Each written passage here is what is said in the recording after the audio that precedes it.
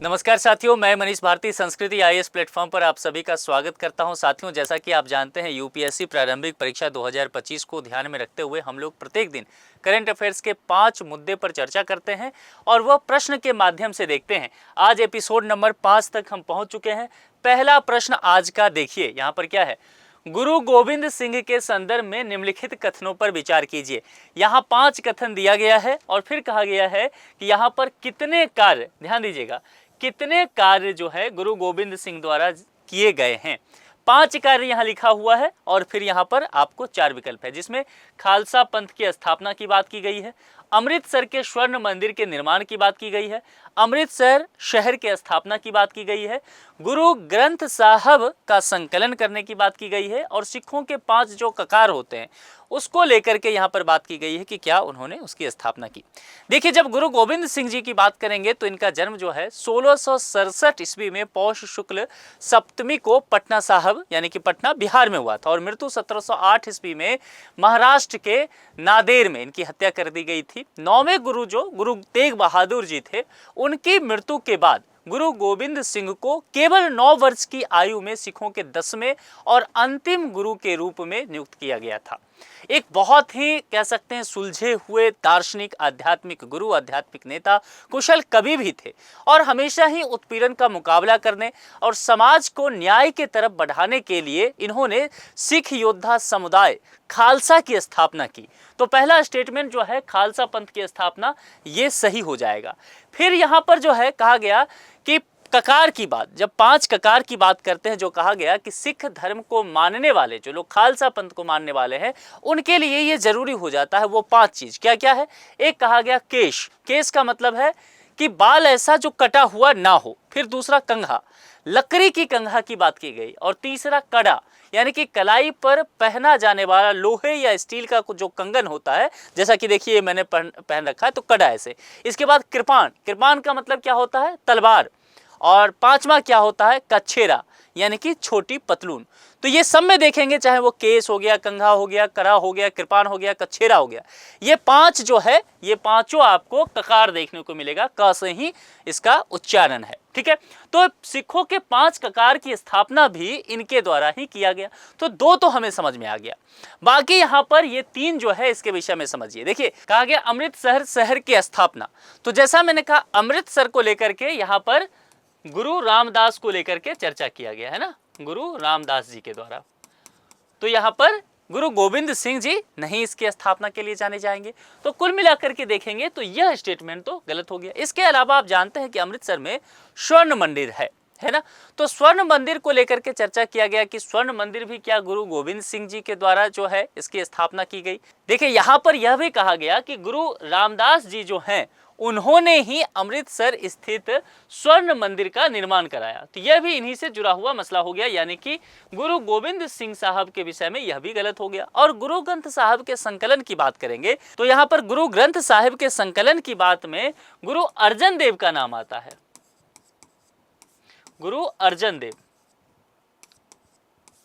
है ना। तो यहां पर भी ये स्टेटमेंट जो हो जाएगा वह गलत हो जाएगा इसको लेकर के। तो कुल मिलाकर के 2 स्टेटमेंट सही है। पूछा गया कितने कार्य, तो कितने कार्य में केवल 2 यानी कि ए विकल्प के साथ हम लोग जाएंगे। ए विकल्प इसका सही होगा। ये मामला समझ में आ गया। चलिए आगे बढ़ते हैं दूसरे प्रश्न पर। मस्तिष्क में पाए जाने वाले ग्रे मैटर, क्या कहा जा रहा है, ग्रे मैटर को लेकर के बातचीत किया जा रहा है। और दूसरा यहां पर देखेंगे तो व्हाइट मैटर को लेकर के बात किया जा रहा है। कह रहा है कि निम्नलिखित कथनों पर विचार कीजिए। इसको ध्यान में रखते हुए कहा गया है कौन सा कथन सही है।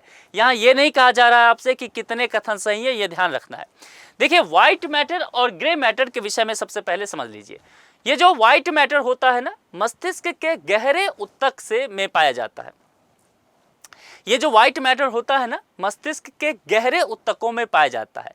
यह माइलिन की प्रचुरता के कारण व्हाइट या सफेद दिखाई पड़ता है।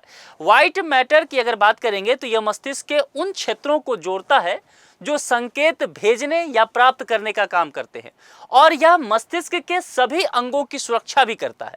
तो कुल मिलाकर के अगर देखेंगे तो यहाँ पर इसका काम जो सूचना प्रसरण का दिया हुआ है वह गलत हो जाएगा। ठीक है। अब ग्रे मैटर की जरा चर्चा करते हैं। तो ग्रे मैटर की अगर बात करेंगे तो मस्तिष्क की सतह जो है उस सतह पर यह पाया जाएगा और यह माइलिन की कमी के कारण ग्रे या धूसर कलर का दिखाई देगा।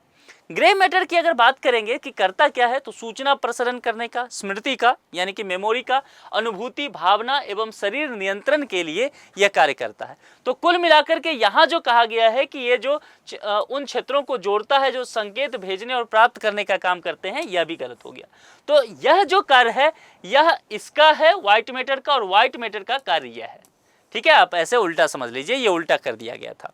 ठीक, तो इस हिसाब से देखेंगे तो ये दोनों ही स्टेटमेंट गलत हो जाएगा। कहा गया कि कौन से कथन सही हैं, डी के साथ जाएंगे, ना तो एक सही है ना ही दूसरा सही है। मामला समझ गए ना कि दोनों एक दूसरे का अपोजिट यहाँ पर है।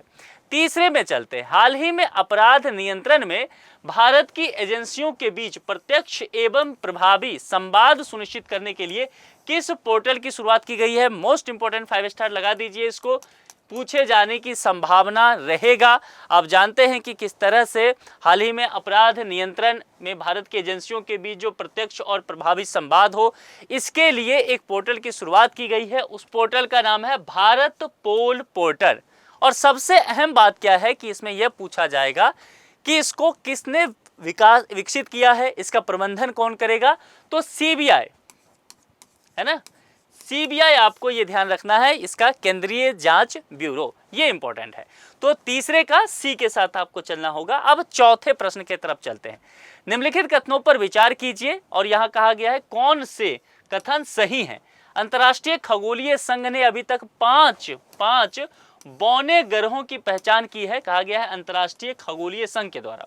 फिर चारोन उपग्रह की बात की गई है। चारोन उपग्रह बौने ग्रह प्लूटो के 5 ज्ञात प्राकृतिक उपग्रहों में सबसे बड़ा है। तो इसके विषय में हमें सबसे पहले थोड़ा सा समझना पड़ेगा, फिर इस चीजों को देख लेते हैं। देखिए, हमारे सौर मंडल में अभी तक जो ज्ञात बौने ग्रह हैं उसकी संख्या कितनी है? 5 है। पहली फैक्ट तो ये हो गया, पहली चीज ये हो गया। सूर्य से दूरी के अनुसार जरा इसका क्रम देखेंगे तो उसमें सेरेस जो है, उसके बाद प्लूटो आएगा, फिर हार्मिया आएगा, फिर उसके बाद माके मेक आएगा और फिर एरिस आता है। ये इस तरह से सूर्य से दूरी के अनुसार क्रम इसका समझिए। अब प्लूटो के विषय में समझिए, क्योंकि यहाँ चर्चा किया गया है प्लूटो का। तो प्लूटो जो है सौर मंडल का सबसे बड़ा बौना ग्रह होगा। सौर मंडल का क्या होगा? सबसे बड़ा बौना ग्रह होगा। और चारोन को लेकर के यहाँ चर्चा किया गया है। तो चारोन जो है प्लूटो के 5 ज्ञात जो प्राकृतिक उपग्रह है उसमें सबसे बड़ा जो है उपग्रह वो कौन सा होगा? चारोन होगा। तो कुल मिलाकर के अगर आप यहाँ देखेंगे तो जैसा मैंने कहा कि 5 बौने ग्रह की पहचान की गई है, ये स्टेटमेंट सही हो गया। और चारोन जो है वह सबसे बड़ा भी होगा। तो कुल मिलाकर के इसमें दोनों ही कथन सही होगा, 1 और 2 दोनों ही सही हो जाएगा। अब चलते हैं 5वें की तरफ। विश्व का सबसे ऊंचा रेलवे आर्च, बहुत इंपॉर्टेंट, 5 स्टार लगा दीजिए, बहुत ही ज्यादा इंपॉर्टेंट, विश्व का ध्यान रखना है। सबसे ऊंचा रेलवे आर्च ब्रिज किस नदी पर निर्मित किया गया है? रिवर को लेकर तो बात किया ही गया है, लेकिन रिवर से ज्यादा जरूरी इसके विषय में कुछ चीजों को जानना है।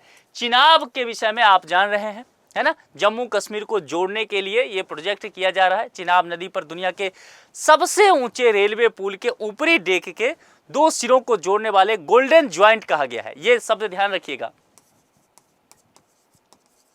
Golden joint. ठीक है, ये पूछा जा सकता है। गोल्डन ज्वाइंट का कार्य जो है जम्मू कश्मीर के कहां पर यह पड़ता है? तो रियासी डिस्ट्रिक्ट में, उसमें यह कार्य पूरा कर लिया गया है। और इसकी लंबाई कितनी होगी? 1.3 किलोमीटर का होने वाला है। और अगर आप देखेंगे नदी तल से इसकी ऊंचाई का, तो कहा गया है कि यह 359 मीटर, कितना? 359 मीटर जो है ऊंचाई पर स्थित रहेगा। कश्मीर तक प्रत्येक मौसम में, चूंकि होता क्या है कि सर्दी के मौसम में बर्फबारी ज्यादा होता है, तो मौसम कैसा भी रहे तो हर मौसम में कश्मीर तक पहुंच बनाने की कोशिश की गई है रेलवे नेटवर्क के माध्यम से। इससे क्या होगा? कश्मीर की सामाजिक आर्थिक उत्थान में योगदान मिलेगा। और इसमें यह भी किया गया है कि यह पुल जो है 100 किलोमीटर प्रति घंटे तक हवा के दबाव को झेल सकता है। भूकंप की बात करेंगे तो भूकंप का जोन 5 तक का जो भूकंप का झटका आएगा उसको भी सहन करने के लिए इसे डिजाइन किया गया है। और ये दुनिया का सबसे ऊंचा सिंगल आर्च रेलवे पुल भी है, जो कि उधमपुर श्रीनगर बारामूला रेल लिंक का एक हिस्सा होगा। तो इसके विषय में इतनी सारी जानकारी आपके पास होना चाहिए। जब आप कौन सी नदी की भी बात करेंगे तो वह चिनाब हो जाएगा। तो पांचवा यह हो गया। और अंत में आपके लिए एक प्रश्न है। देखिए, हड़प्पा संस्कृति के स्थल एवं उनकी स्थिति संबंधित निम्नलिखित युग्मों में से कौन सा एक सही सुमेलित नहीं है पर ध्यान दीजिएगा। ये PYQ से है, प्रीवियस ईयर में पूछा गया है, तो उसको जरा ध्यान में रखते हुए इस तरह को सॉल्व कीजिए। यहाँ पर 4 विकल्प है, कोई एक ऐसा होगा जो नहीं है सुमेलित, तो उसका जवाब आपको क्या करना है, कमेंट बॉक्स में मुझे लिख करके बताना है। आप में से बहुत सारे लोग प्रत्येक दिन जवाब दिया भी करते हैं, बहुत सारे लोग सही जवाब देते हैं, ये अच्छी बात है। लगातार इसको जारी रखिए ताकि आपकी प्रैक्टिस और होता रहे, ठीक है।